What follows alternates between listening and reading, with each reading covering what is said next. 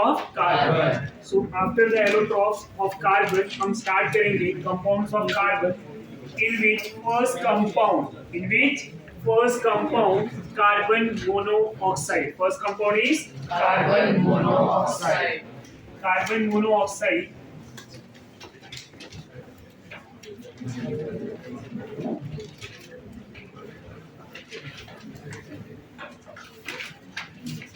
Carbon monoxide. Carbon monoxide जो है, इनके स्ट्रक्चर कैसे होते हैं? ये C डबल बॉन्ड O में दो कोवेलेंट बॉन्ड है, ऑक्सीजन में दो लोन पेयर होता है, एक लोन पेयर कोऑर्डिनेट बॉन्ड बनाएगा। समझ में आ रहा है आपको? ये लिखने का ऐसा ट्रिपल बॉन्ड है, समझ में आ रहा है? C ट्रिपल बॉन्ड O, जो C ट्रिपल बॉन्ड O है उसमें एक कोऑर्डिनेट बॉन्ड है, एक लोन पेयर कार्बन पे है और एक लोन पेयर ऑक्सीजन पे। एक लोन पेयर कहाँ पे है? कार्बन। एक लोन पेयर कहाँ पे है? ऑक्सीजन। कार्बन और ऑक्सीजन के पास एक एक लोन पेयर प्रेजेंट है। अगर मैं इनके रेजोनेंस की बात करूं तो क्या हो जाएगा? कार्बन यहाँ पे प्लस, ऑक्सीजन माइनस। समझ में आया? यहाँ पे कार्बन का हाइब्रिडाइजेशन क्या होगा? sp। ऑक्सीजन का भी हाइब्रिडाइजेशन क्या हो जाएगा? sp। समझ में आ रहा है? Carbon and oxygen both are sp hybridised. ये समझ में आ रहा है? कार्बन के पास लोन पेयर होने की वजह से कार्बन मोनोऑक्साइड एक डोनर ग्रुप होते हैं। क्या होते हैं? Donor group. तो कार्बन के लोन पेयर होने की वजह से कार्बन अपना लोन पेयर किसी भी मेटल को दे देता है और इस तरह से वो मेटल और कार्बोनिल का एक कोऑर्डिनेट बॉन्ड बनता है। कौन सा बॉन्ड बनता है? Coordinate bond. समझ में आ रहा है आपको? मेटल कार्बोनिल का एक कोऑर्डिनेट बॉन्ड बनता है। तो कार्बोनिल, इस कार्बन मोनोऑक्साइड को कार्बोनिल बोलेंगे यहाँ पे। तो कार्बोनिल जो मेटल के साथ बॉन्ड बना रहा है, इलेक्ट्रॉन पेयर देके बना रहा है, तो इस बॉन्ड को डेटिव बॉन्ड, कोऑर्डिनेट बॉन्ड बोला जाता है। समझ में आ रहा है? तो ये मेटल के साथ कार्बन मोनोऑक्साइड बॉन्ड बनाते हैं जिसको मेटल कार्बोनिल बोला जाएगा। क्या बोला जाएगा? Metal carbonyl. हम क्या बोलेंगे इनके नेम को? Metal carbonyl. अब निकल कंबाइन हो गया तो 4CO के साथ निकल कंबाइन होगा तो निकल टेट्रा कार्बोनिल। 5 कार्बोनिल के साथ आयन कंबाइन होता है तो उसको बोलेंगे आयन पेंटा कार्बोनिल। समझ में आ रहा है? तो इस तरह से अलग अलग मेटल कार्बन मोनोऑक्साइड के साथ कंबाइन होकर मेटल कार्बोनिल बना देते हैं। और वो उसका रीजन क्या है हमें यहाँ पे पता है कि कार्बन के पास लोन पेयर है तो ये लोन पेयर डोनर होते हैं। क्या होते हैं? Lone pair donor. Now, method of preparation, MOP of carbon monoxide, MOP of carbon monoxide. Carbon monoxide के method of preparation, in which first method of preparation from carbon, जब carbon में limited amount of oxygen को supply किया जाएगा, limited amount of oxygen, तो carbon combine with oxygen to form carbon monoxide. क्या बना लेंगे? Carbon monoxide. इसको बैलेंस करने के लिए यहाँ पे दो कार्बन और हमने क्या कर दिया? दूसरा हम क्या करेंगे? यहाँ पे फॉर्मिक एसिड ले लेंगे। क्या ले लेंगे? Formic acid. इसी फॉर्मिक एसिड को अगर हम कॉन्सेंट्रेटेड सल्फ्यूरिक एसिड के साथ रिएक्ट करा दें, किसके साथ? कॉन्सेंट्रेटेड सल्फ्यूरिक एसिड के साथ, तो ये फॉर्मिक एसिड कन्वर्ट हो जाएगा कार्बन मोनोऑक्साइड प्लस H2O में, where concentrated sulphuric acid act as a dehydrating agent. क्या काम कर रहे हैं? Dehydrating agent. जो वाटर रिमूव कर देगा तो बचेगा क्या? Carbon monoxide. क्या बचेगा? Carbon monoxide. तीसरा मेथड यहाँ पे, जब हम रेड हॉट कोक के ऊपर वाटर पास करेंगे। क्या पास करेंगे? वाटर। समझ में आ रहा है? तो यहाँ पे टेम्परेचर 473 से 1273 kelvin temperature, 4 to 1273 kelvin temperature जब हीट करेंगे तो ये कार्बन, ये इसको ऐसा रेड हॉट कोक जब होता है, जब कोयला बहुत लाल हो जाता है, जब बर्न कराया जाता है, उसके ऊपर पानी ऐसे आप ऐड करेंगे तो क्या होगा? वेपर्स आते हैं। समझ में आ रहा है? फ्यूम्स आते हैं, गैसियस फ्यूम। उस गैसियस फ्यूम को हम CO plus H2 बोलते हैं। और CO plus H2 are known as water gas. क्या बोलते हैं उनको? Water gas. समझ में आया? वाटर गैस को सिंथेटिक गैस भी बोला जाता है। क्या बोला जाता है? Synthetic gas. Synthetic gas is also known as syn gas. क्या बोलेंगे? Syn gas. समझ में आ रहा है? इसको क्या क्या बोला जाता है? Water gas and syn gas. इसको याद कैसे करेंगे कि रेड हॉट कोक के ऊपर हम क्या करेंगे? वाटर पास करेंगे। तो जो रेड हॉट कोयला है आपका, कोल, रेड हॉट कोल, उस कोल के ऊपर हम क्या करेंगे? वाटर पास कर रहे हैं। तो वाटर पास करें तो वहां पे वेपर्स आ रहा है। वो वेपर्स क्या बन रहा है? CONH2। वो फ्यूम्स है, वो गैस जो बन रहा है CONH2, उस CONH2 गैस को हम वाटर गैस बोलते हैं। मतलब वाटर की वजह से यहाँ पे जो गैस बना हुआ है उसी को हम क्या बोलेंगे? Water gas. वाटर पास किया तो ये गैस बना। समझ में आ रहा है? उसी को क्या बोलते हैं? वाटर गैस और सिन गैस। वाटर गैस और syn gas. And the fourth repression is, इसी कार्बन को अगर हम एयर के साथ रिएक्ट करा दें एट 1273 केल्विन टेम्परेचर। समझ में आ रहा है? इसी कार्बन को एयर के साथ रिएक्ट करा दें किस पे? 1273 केल्विन टेम्परेचर। तो ये जो कार्बन है CO प्लस N2 बनाएगा। समझ में आ रहा है? एयर के साथ। तो ये जो गैस बन रहा है उसको बोलेंगे प्रोड्यूसर गैस। क्या बोलेंगे? Producer gas. प्रोड्यूस, अब क्वेश्चन पूछा जाता है कि प्रोड्यूसर गैस किसको बोलते हैं? तो CO plus N2। Water gas किसको बोलेंगे? CO plus H2। Water gas is also known as syn gas. It is also known as synthetic gas. समझ में आ रहा है आपको? तो यहाँ पे रिएक्शन कैसा होगा? CONN2 कैसे बनेगा? जब कार्बन को एयर में क्या होंगे? Oxygen and nitrogen. मेनली क्या होता है आपका? Oxygen and nitrogen. तो जब ऑक्सीजन एंड नाइट्रोजन कंबाइन होंगे तो यहाँ पे क्या हो जाएगा? 2C लेना पड़ेगा। तो क्या बन जाएगा? 2CO plus N2। 2CO plus N2। समझ में आ रहा है आपको? तो इसी CO प्लस N2 को हम क्या बोलते हैं? CO plus N2 are known as a producer gas. यहाँ तक कोई कंफ्यूजन? मेथड ऑफ प्रिपरेशन के बाद हम डिस्कस करेंगे प्रॉपर्टीज।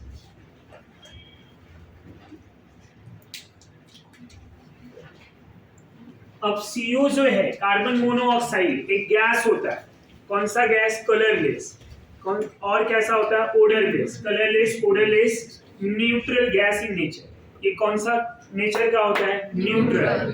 कार्बन मोनोऑक्साइड ना तो एसिडिक है ना तो बेसिक। कैसा होता है ये? न्यूट्रल। समझ में आ रहा है? तो कार्बन मोनोऑक्साइड है न्यूट्रल गैस। कौन सा गैस है? न्यूट्रल। तो हम यहाँ पे लिख लेंगे इट इज कलरलेस,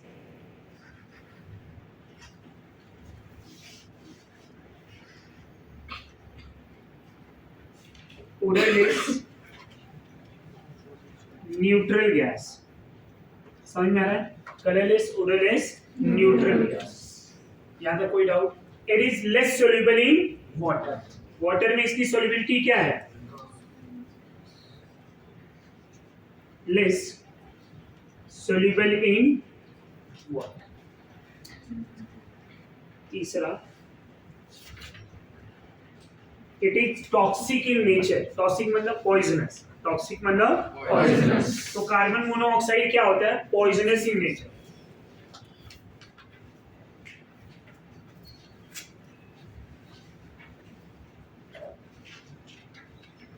ये क्या होते हैं? Poisonous. Fourth point, carbon monoxide act as reducing agent. क्या काम करता है? Reducing agent. अब ये रिड्यूसिंग एजेंट क्यों होता है? Why carbon monoxide act as a reducing agent? क्योंकि कार्बन मोनोऑक्साइड में कार्बन का ऑक्सीडेशन स्टेट क्या होता है? +2। अब ये जब रिड्यूसिंग एजेंट है तो कन्वर्ट किस में होगा? CO2 में +4। CO2 का ऑक्सीडेशन स्टेट क्या हो जाएगा? +4। समझ में आ रहा है? ये +2 से +4 में क्यों जा रहा है? क्योंकि कार्बन का ऑक्सीडेशन नंबर +2 से ज्यादा +4 में स्टेबल होता है। किसमें स्टेबल होता है? +2 से ज्यादा +4 में। हमने क्या पढ़ा हुआ है कि जो ग्रुप के टॉप पे एलिमेंट होते हैं उनका हायर ऑक्सीडेशन स्टेट स्टेबल होता है और डाउन टू दी ग्रुप क्या होते हैं लोअर। तो ग्रुप 14 का मैक्सिमम ऑक्सीडेशन स्टेट कितना होगा 4। तो carbon most stable in +4, most stable in +4। तो ये +2 से किस में जाना चाहेगा +4, +2 से किस में जाना चाहेगा +4। तो जब ये +2 से +4 में जा रहा है तो इसका खुद का क्या हो रहा है ऑक्सीडेशन, और इसका खुद का ऑक्सीडेशन हुआ तो दूसरे को क्या करेगा रिड्यूस। तो carbon monoxide act as a reducing agent, एक बहुत अच्छा रिड्यूसिंग एजेंट होता है। उसका रीजन क्या है वो समझ में आ रहा है आपको? बिकॉज यहाँ पे कार्बन मोनोऑक्साइड में इसका खुद का ऑक्सीडेशन स्टेट क्या है +2, जो इजीली कन्वर्ट हो जाएगा +4 में। तो carbon monoxide reduces almost all metal oxide except group 1 and group 2, group 1 and group 2 metal oxide, group 1 and group 2 के metal oxide को reduce नहीं करेगा, एल्युमिनियम ऑक्साइड को भी reduce नहीं करेगा। समझ में आ रहा है? There are some transition metal oxide also which cannot reduces by carbon monoxide, कुछ ऐसे भी ट्रांजिशन मेटल के ऑक्साइड हैं, सारे के सारे ट्रांजिशन मेटल ऑक्साइड भी रिड्यूस नहीं होंगे, जो लेस रिएक्टिव है वो भी नहीं होंगे, ये ध्यान में रखेंगे। तो group 1 and group 2 aluminium oxide can not be reduces by carbon monoxide. तो यहाँ पे हम क्या लिख सकते हैं alkali and alkaline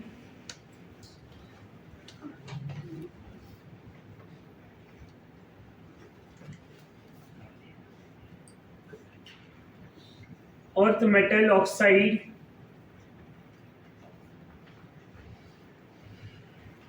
aluminium oxide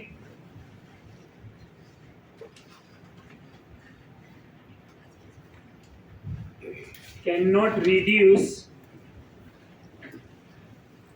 by carbon monoxide. समझ में आया? ये ध्यान में रखें। अब ये किसको किसको रिड्यूस करेगा? अगर मैं यहाँ पे आयन ऑक्साइड ले लूं Fe2O5, जब यहाँ पे हम कार्बन मोनोऑक्साइड को लेंगे तो यहाँ Fe मेटल आएगा और क्या आ जाएगा CO2। Try to balance the reaction, 5 oxygen लेना है, क्या करना पड़ेगा 5, इधर क्या हो जाएगा 5। अगर मैं ZnO ले लूं तो क्या हो जाएगा, यहाँ पे कार्बन मोनोऑक्साइड जिंक में चला जाएगा और ये CO2। समझ में आ रहा आपको? अगर मैं I2O5 ले लूं, कार्बन मोनोऑक्साइड ले लूं, ये किस में कन्वर्ट हो जाएगा आयोडीन प्लस कार्बन डाइऑक्साइड। समझ में आ रहा आपको? अगर हम कार्बन मोनोऑक्साइड को क्लोरीन के साथ रिएक्ट करा दें तो ये COCl2 बना लेगा। समझ में आ रहा है? अगर हम कार्बन मोनोऑक्साइड को सल्फर के साथ रिएक्ट करा दें तो ये COS बना लेगा। अब COS क्या होता है? COS का जो स्ट्रक्चर होगा वो कार्बन डाइऑक्साइड के जैसा होगा, एक ऑक्सीजन की जगह पे सल्फर आ जाएगा। समझ में आ रहा है? COCl2 क्या होता है? फॉस्जीन होता है। क्या होता है? फॉस्जीन। COCl2 फॉस्जीन होता है, ये ध्यान में रखिएगा। तो ये सब करते हैं। ये जो कार्बन मोनोऑक्साइड है ये यूज किया जाता है निकल के प्यूरिफिकेशन के लिए। किसके लिए? निकल के प्यूरिफिकेशन। उस प्यूरिफिकेशन का नेम है मॉन्ड प्रोसेस। इस मॉन्ड प्रोसेस में क्या होता है, जब हम यहाँ पे निकल को कार्बन मोनोऑक्साइड के साथ रिएक्ट कराएंगे तो यहाँ पे निकल की इम्प्यूरिटीज भी रहेगी, बट कार्बन मोनोऑक्साइड के साथ कॉम्प्लेक्स कौन बनाएगा? जो प्योर मेटल होगा। कौन बनाएगा? जो प्योर मेटल होगा। इम्प्यूरिटीज कार्बन मोनोऑक्साइड के साथ बॉन्ड नहीं बनाएगा। समझ में आ रहा है? यहाँ जो कॉम्प्लेक्स बना है मेटल कार्बोनिल का, यहाँ प्योर मेटल का है। समझ में आ रहा है? यहाँ हमने निकल लिया है बट निकल की इम्प्यूरिटीज भी है, तो जो इम्प्यूरिटीज है यहीं पे नॉन रिएक्टिव फॉर्म में रह जाएंगे, but nickel pure metal combined with 4CO to form NiCO4। जब इसी को मैं हीट कर दूंगा, डीकंपोज करूंगा, तो ये क्या हो जाएगा, प्योर निकल मिलेगा और हमें कार्बन मोनोऑक्साइड मिल जाएगा। तो ये जो निकल मिला है ये प्योर फॉर्म ऑफ निकल होगा। क्या होगा? Pure form. सो निकल के प्यूरिफिकेशन के लिए मॉन्ड प्रोसेस यूज किया जाता है और उस मॉन्ड प्रोसेस में हम carbon monoxide carbonyl group use करते हैं। Clear everyone? ये पॉइंट समझ में आ रहा है? यहाँ तक कोई डाउट? ये ध्यान में रखेंगे। नेक्स्ट जो पॉइंट है स्टूडेंट यहाँ पे कि carbon monoxide highly poisonous in nature.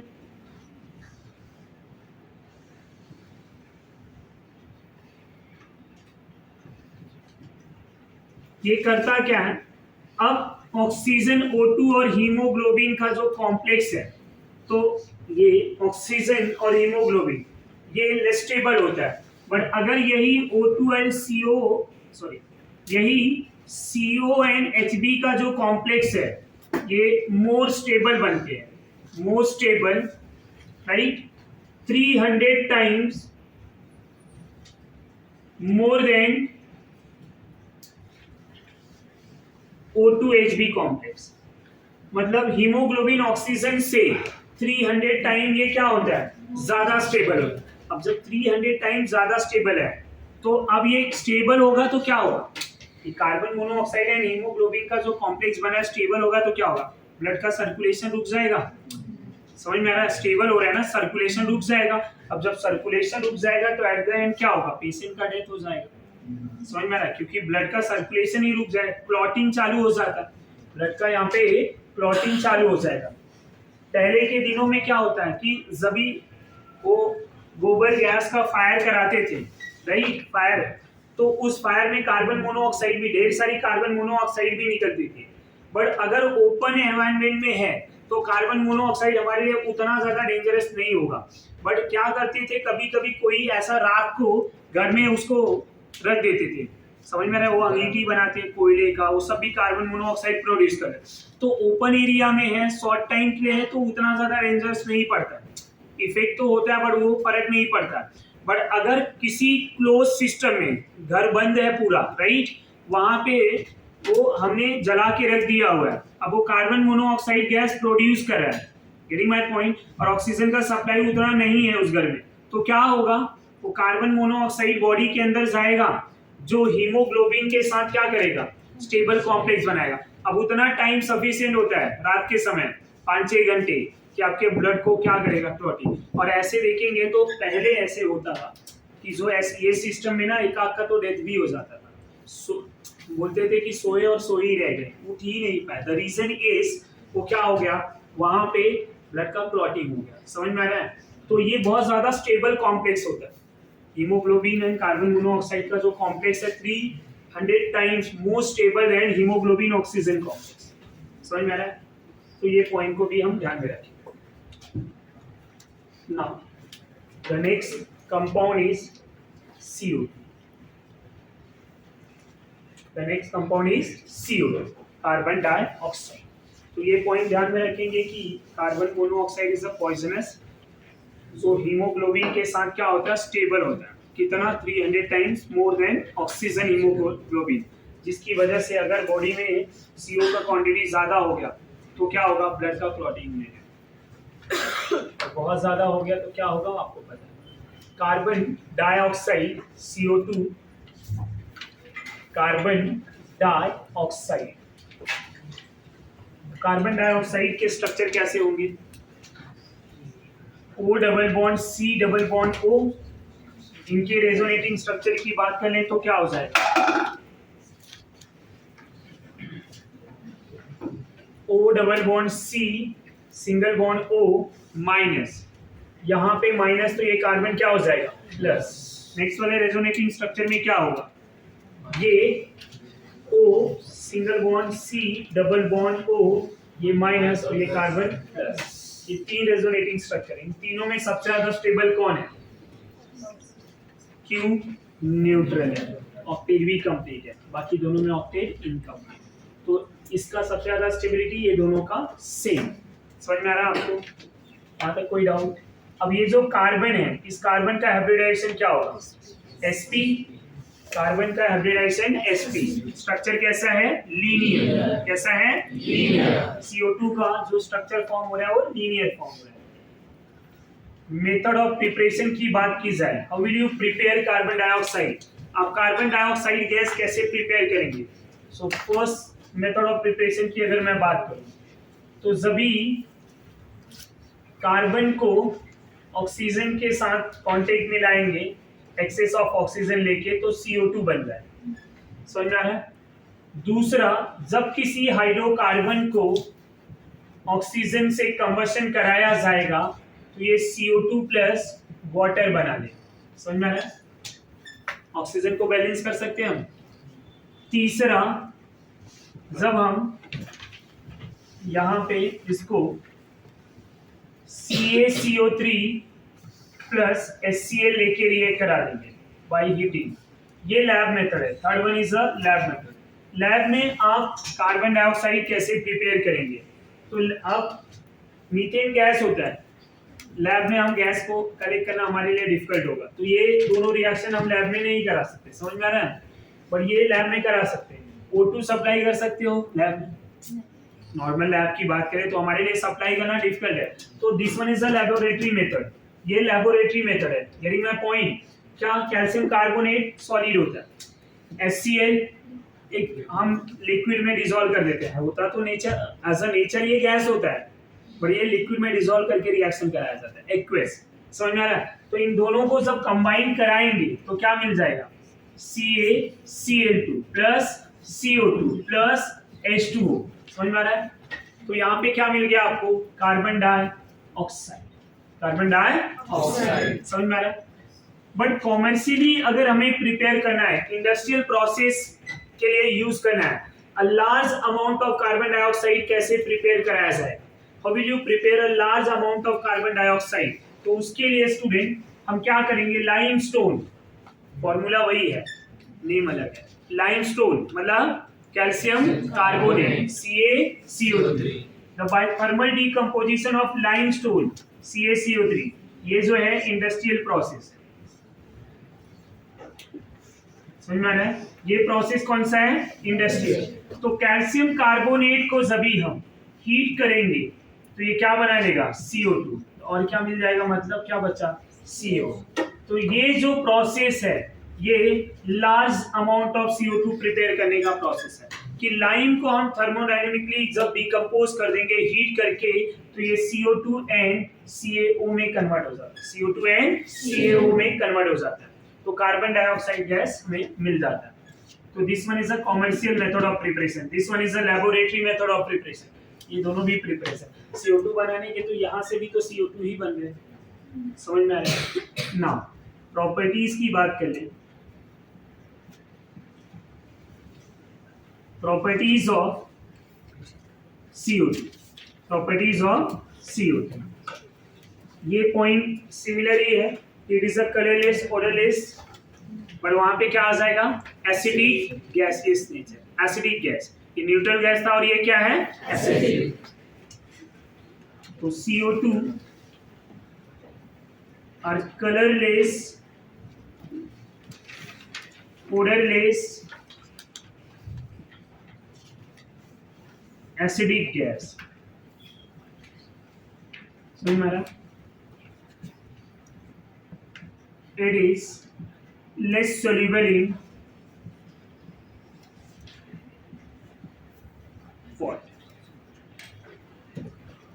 ये less soluble होता है water में। समझ में आ रहा है? Aqueous form of CO2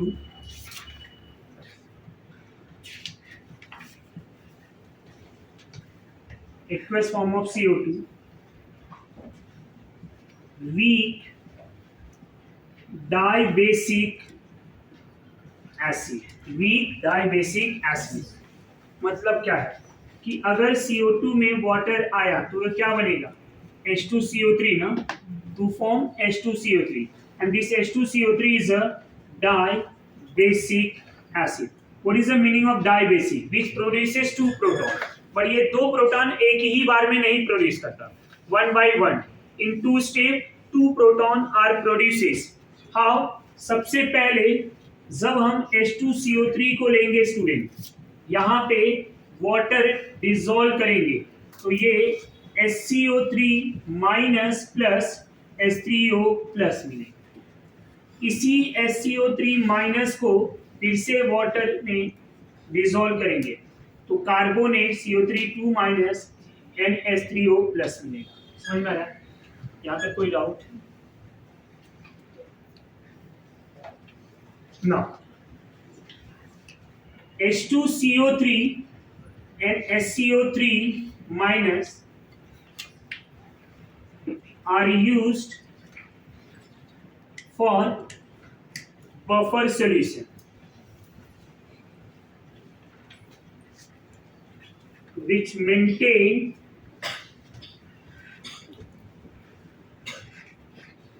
blood pH, blood का pH वैल्यू, ठीक है, 7.42 26242 ना, 7.262 7.4 7.262 7.42 ये ब्लड के पीएच को मेंटेन करता है। बफर क्या होता है? एसिड और बेस का solution, conjugate acid conjugate base. समझ में आ रहा है? Acid and base. तो ये H2CO3 एक बफर के लिए यूज किया जाता है, जो करता क्या है, बॉडी के अंदर ब्लड के पीएच को मेंटेन करता है। बॉडी के अंदर ब्लड के पीएच को मेंटेन, ये तो आपको पता ही है, राइट? ये तो बताने की जरूरत ही नहीं, गलत जगह पढ़ा रहा हूँ।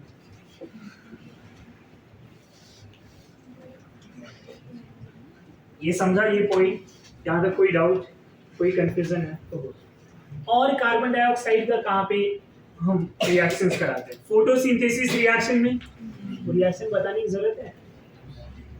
फोटोसिंथेसिस, अगर मैं CO2 ले लूं, वाटर ले लूं, राइट, HMU एंड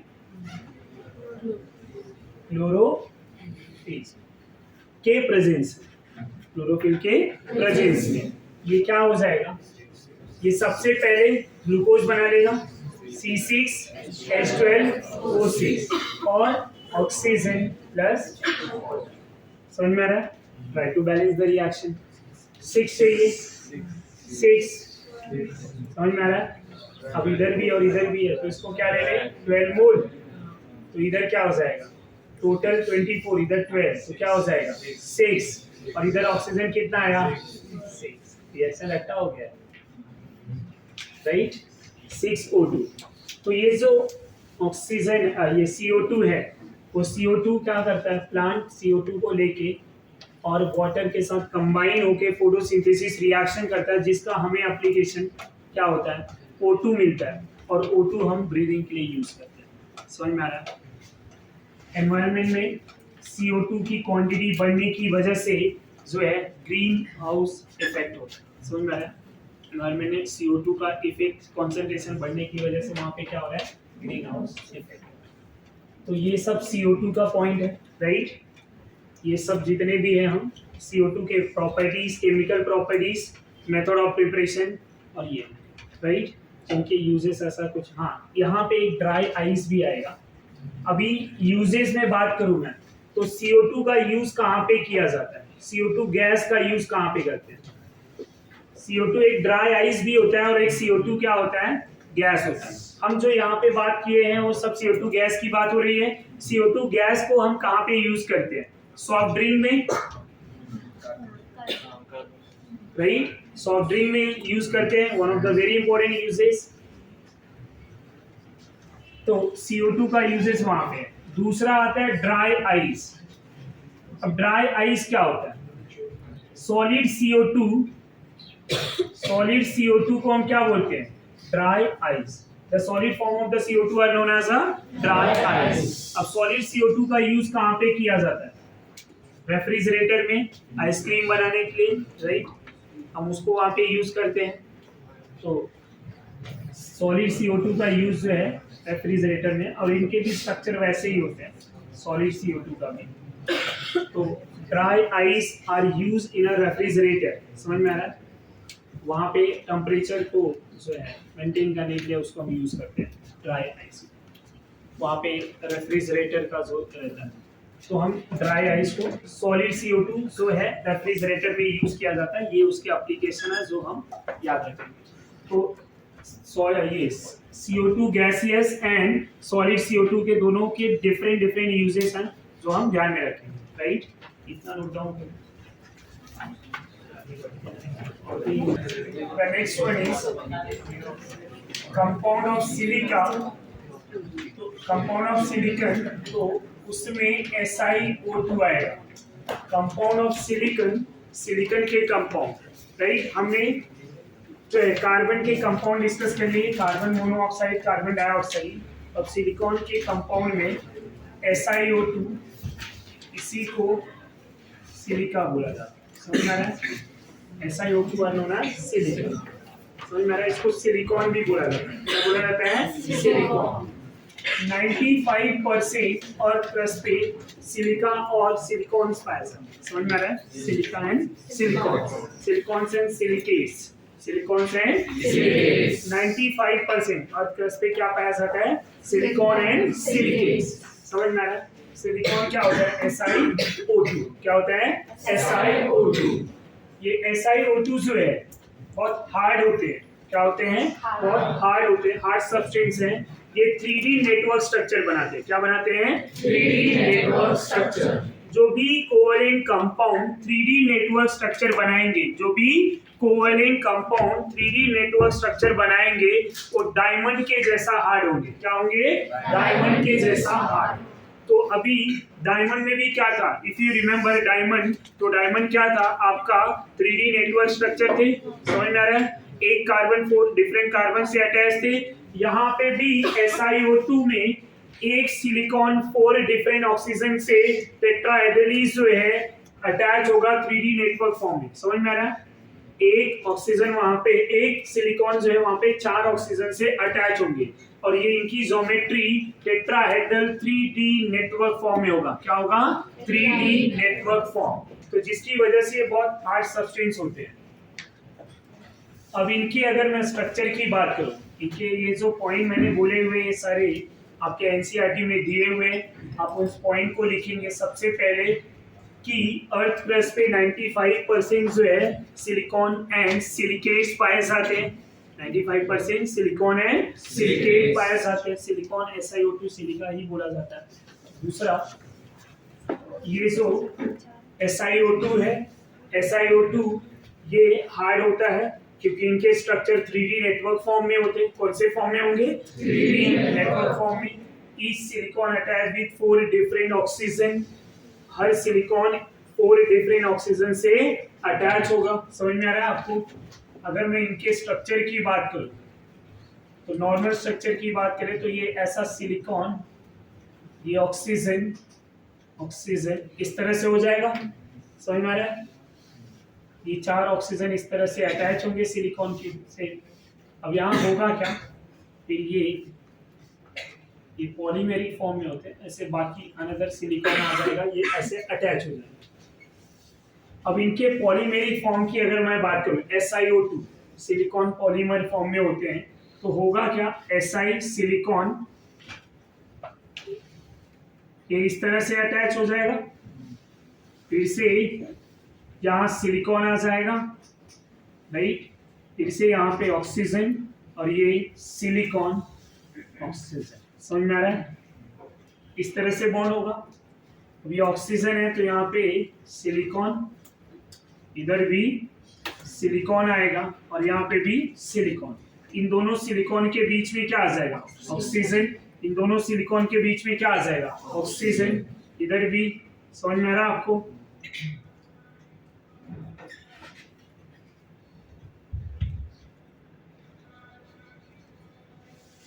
ऐसा बॉन्ड बनेगा. अब एक और भी आप ऐसे इस तरह से पॉलीमेरिक फॉर्म बना सकते हैं. तो all these are polymeric form of silicon. ये क्या है? सिलिकॉन के पॉलीमेरिक फॉर्म. ये समझ में आ रहा है आपको?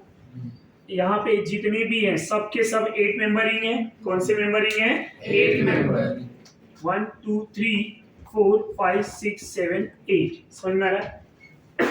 यहाँ पे इनका हाइब्रिडाइजेशन की बात करूं तो sp3 है, 4 कोवेलेंट बॉन्ड बना हुआ है, 3D फॉर्म में, नेटवर्क फॉर्म में है ये. अब यहाँ पे मैं ऐसे बोल सकता हूँ, no SI bond are present, right.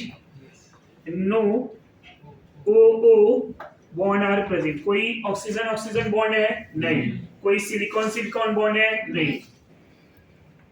यहाँ पे जितने भी बॉन्ड हैं ऑल आर SiO बॉन्ड, सारे के सारे कौन से बॉन्ड है? SiO bond. समझ में आ रहा है?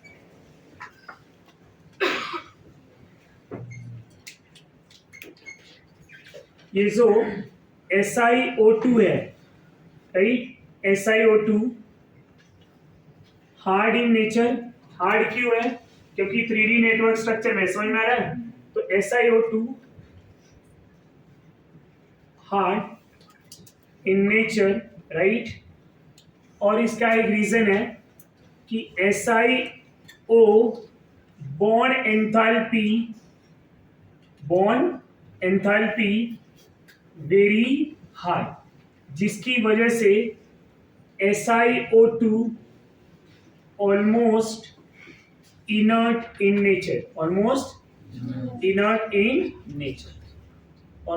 इनर्ट। जब ऑलमोस्ट इनर्ट है मतलब क्या होगा? क्या ये रिएक्टिव होगा? नहीं, नॉन रिएक्टिव। समझ में आ रहा है? उसके दो रीजन है। पहले तो इनका SiO बॉन्ड क्या है, एंथैल्पी बहुत ज्यादा है, ये 3D नेटवर्क फॉर्म में है, बहुत हार्ड सब्सटेंस है, तो ना तो ये किसी एसिड के साथ रिएक्ट करेंगे, ना तो ये किसी एसिड के साथ, ना बेस के साथ। बेस में भी सेलेक्टिव एक्वस NaOH के साथ ही खाली रिएक्ट करेगा, एसिड में भी खाली हाइड्रोफ्लोरिक एसिड के साथ। बाकी इन जनरल एसिड की बात करें, इन जनरल बेस के साथ रिएक्शन नहीं होगा। क्या ये हेलोजन के साथ रिएक्ट करेंगे? नहीं। क्या ये वाटर के साथ रिएक्ट करेंगे? नहीं। मेटल के साथ नहीं, ये किसी के साथ रिएक्ट नहीं करेंगे। तो अगर मैं यहाँ पे SiO2 ले लूं, समझ में आ रहा है आपको? SiO2 को हेलोजन के साथ रिएक्शन की बात करूं तो ये नहीं करेगा। हाइड्रोजन के साथ बात करूं, नहीं करेगा। अगर मैं यहीं पे SiO2 को वाटर के साथ रिएक्ट करा दूं, नहीं। क्या सैंड पानी के साथ रिएक्ट करता है? नहीं, वो तो ऑलमोस्ट इनसॉल्युबल ही रहता है। SiO2 है क्या? सैंड ना, तो सैंड पानी में जब मिक्स किया जाएगा कोई रिएक्शन होगा? इन जनरल में कोई एसिड, जनरल एसिड की बात करूं तो रिएक्शन नहीं होगा। समझ में आ रहा है? जनरल बेस की बात कर लूं मैं, halogen, hydrogen, water, acid, metal की बात कर लूं तो ये भी रिएक्शन नहीं देंगे। समझ में आ रहा है? ये सारे रिएक्शन नहीं होते। ऑक्सीजन के साथ रिएक्ट करा दूं तो भी रिएक्शन नहीं होगा। पर SiO2 को जब भी हम NaOH एक्वस फॉर्म में ले लेंगे तो ये रिएक्शन कर देगा, और ये रिएक्शन करके क्या बना देगा?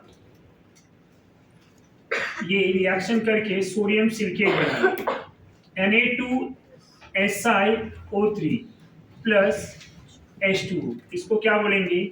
Sodium silicate. इसी SiO2 को हम हाइड्रोजन फ्लोराइड के साथ रिएक्ट करेंगे तो हाइड्रोफ्लोरिक एसिड के साथ रिएक्ट करके क्या बना लेगा? SiF4। क्या बना लेगा? SiF4। तो ये SiF4 बना लेगा और वाटर निकल जाएंगे। अब वाटर रिमूव करना है तो यहाँ पे तो ये समझ में आ रहा है आपको? ये दो रिएक्शन होते हैं, बाकी के रिएक्शन नहीं होते। समझ में आ रहा है? तो SiO2 रिएक्शन क्यों नहीं करता? क्योंकि इनका SiO bond enthalpy very high है, ऑलमोस्ट इनर्ट इन नेचर होते हैं। समझ में आ रहा है? जिसकी वजह से ये रिएक्शन नहीं करता। तो यहीं पे अगर मैं बात करूं तो यहीं पे स्टूडेंट इनके हम अगर यूजेस की बात करें, SiO2 के यूजेस, तो SiO2 को हम यूज करते हैं कहाँ पे? हम वॉच में यूज करते हैं, ट्रांजिस्टर मटेरियल बनाने के लिए। समझ में आ रहा है? टेलीविजन, ट्रांजिस्टर, ब्रॉडकास्टिंग के लिए, ये सब के लिए हम SiO2 को यूज करते हैं। तो यूजेस ऑफ SiO2 हम जो है NCERT से रीड कर लेंगे।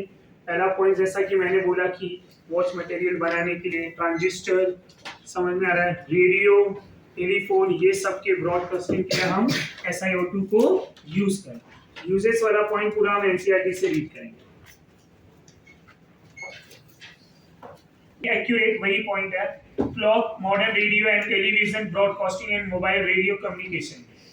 Silica gel is used as a drying agent, as a support, and one more thing, support for chromatography, which already discussed in a purification part. Remember, कहाँ पे हमने पढ़ा था कि जब क्रोमेटोग्राफी, कॉलम क्रोमेटोग्राफी, पेपर नहीं, टीएलसी क्रोमेटोग्राफी में हमने सिलिका जेल को यूज किया था जो एज अ एब्जॉर्बेंट था। क्या था? एब्जॉर्बेंट, जिसपे मेरा कंपाउंड एब्जॉर्ब होते हुए जा रहा था। रिमेंबर, सिलिका जेल स्लरी या एल्यूमिना का स्लरी बनाते थे हम एज अ एब्जॉर्बेंट के लिए। रिमेंबर, नेक्स्ट यूजेस क्या है student? Material and catalyst. Catalyst के लिए भी यूज किया जाता है ये, like as a kieselguhr and amorphous form of the silica is used as a filtration plant. ये सब के लिए यूज किया जाता है। समझ में आ रहा है? तो ये था यूजेस ऑफ सिलिका। आगे हम बात करेंगे सिलिकॉन का। समझ में आ रहा है? तो सिलिकॉन भी डिस्कस कर ही लेते हैं। We have 15 more minutes, 15 minute में तो आराम से हो जाएगा।